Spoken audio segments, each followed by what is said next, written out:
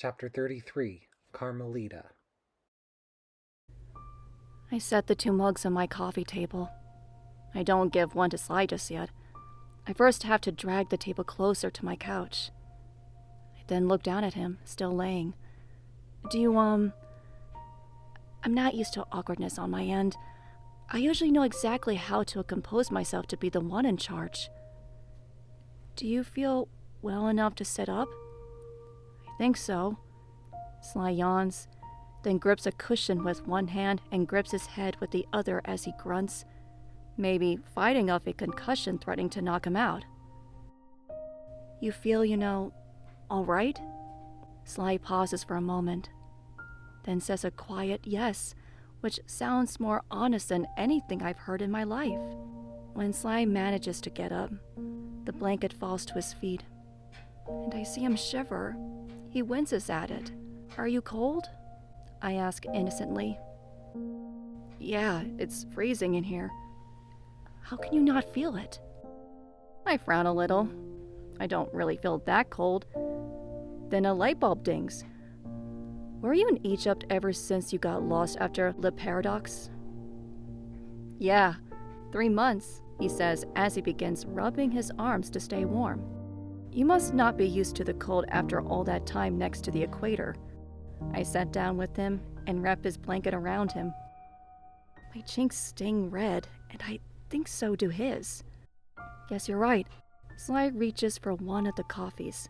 He's shaking so much a few drips fly out. I have to hold the mug a bit and help him take a first sip.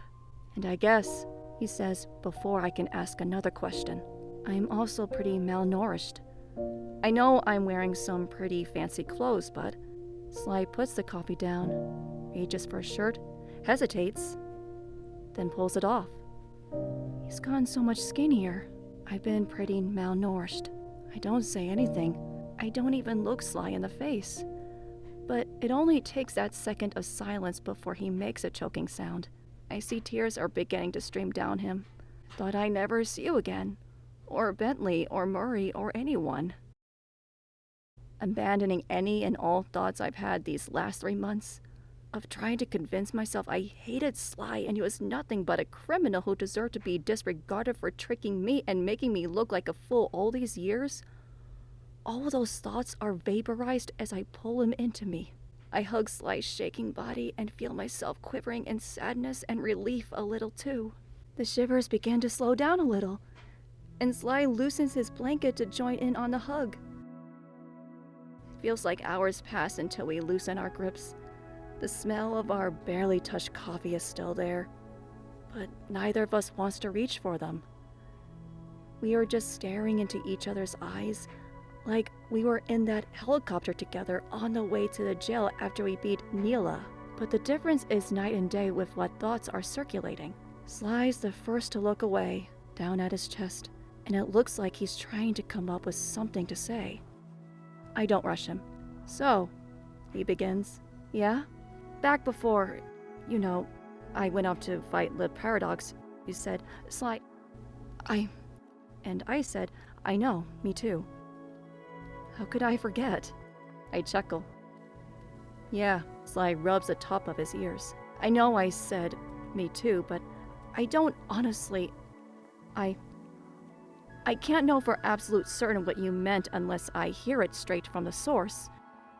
Sly looks back up at me. Was it? Sly, I am sorry? I blink. Then I look away.